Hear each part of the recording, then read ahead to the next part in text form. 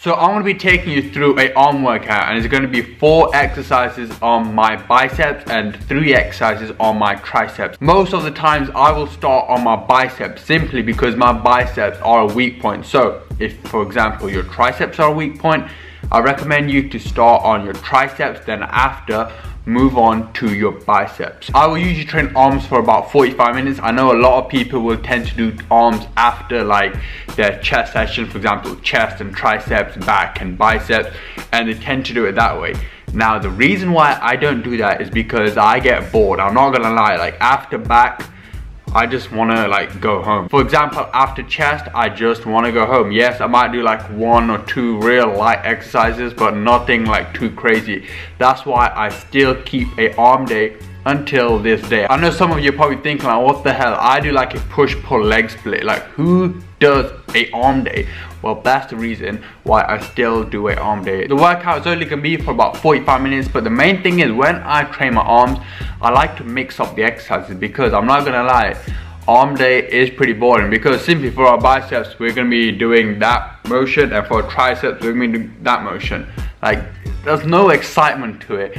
For our chest, you know, we can do different angles, there's different exercises that we can do for our back, but there's not like a lot of different exercises that we can do for our arms. So that's why it's important to try and mix up your exercises. If it means like, try out some exercises that you haven't done before, try out like supersetting biceps and triceps, just keep it like entertaining in some way. So in the future videos, I'll definitely show you like a superset that you can do for your arms, but for this workout, I'm going to be showing you a pretty straightforward arm workout that you can follow. So let's go into the gym.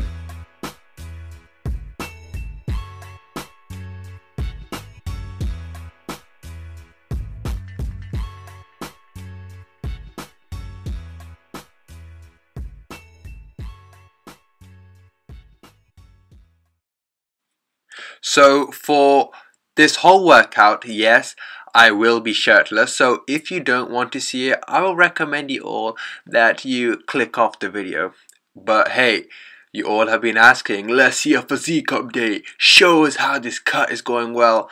I'm not only going to show you my physique, but also I'm going to show you my arm workout. So as you can see here, I started on the barbell curl, and if you have problems with your wrist, I'll recommend you all to stick with the Z bar. It's very rare that I will use a straight bar when doing the barbell curl because it hurts my wrist a lot. And now the second exercise is the incline curls, and when I do this, I make sure that every time I get a squeeze at the top, and as you can see at the top, I'm pretty much like twisting away, so that will really help get that squeeze on the muscle. You can try it out yourself, and I've told you so many times in my previous videos that get that twist at the top. It will help so much. Now, I was gonna do the hammer curl, but instead I picked the dumbbell curl.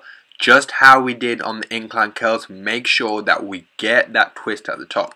If it means drop the weight a little bit lower, make sure your form always comes first on any exercise, not only on your arms, but yes, I do tend to go a little bit higher in the reps when I'm training my arms. When I was young, I would just go super heavy on arms, and that was probably the reason why I've got a messed up right wrist and it hurts so much when I use a straight bar when doing barbell curls. So yeah, high reps is what I recommend. Now, the last exercise for my biceps is the cable curls. The cables are really good when training arms because the tension on that muscle is always going to be on. Nice and slow on the way down and really get that squeeze at the top. You know, as you can see, I'm not like super lean at the minute. I would just say I am lean. But hey, give me a few weeks, I will get like that shredded look. And yes, I store a lot of my fat on my love handles, but it is what it is. I gotta live with it and carry on training, dieting, exercise and whatever. But the first exercise that I did was the push down with the bar, and here I'm practicing a little bit of posing. As you can see, a little bit of men's physique posing, well, attempting to do some men's physique posing. Probably a dumbbell carrying away and I tripped up.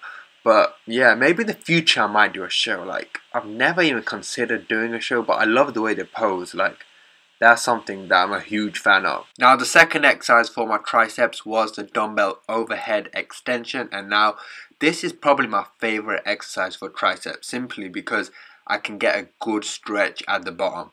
And don't have your elbows too out, don't have your elbows like super close to your ears. Have them in the middle, but make sure you get that stretch at the bottom. So as you can see, I'm going to stretch all the way down and back up. Even if it means hold that stretch for like a split second and then go back up. So that's definitely an exercise that I recommend you all to do for your triceps. Now the last exercise was the skull crushers, and this is a little trick. As you can see, my head is just over the bench. That allows me to get a better stretch when I bring the bar down to my forehead. And to end the video, a little bit of posing here. The cameraman said, hey, you gotta pose here. The lighting is so good. Whoa, check that. That's one beefy ramghuman. Look at them tries, gains. I'm literally about to go to sleep and something just happened. Check that out. Everyone's asleep, but yo, thank you. Oh my god, another one. Yeah, another subscriber. Thank you very much. I appreciate every single 50,003 subscribers. I appreciate you all. Let's now try and get 100k, dude. If we get 100k, whoa.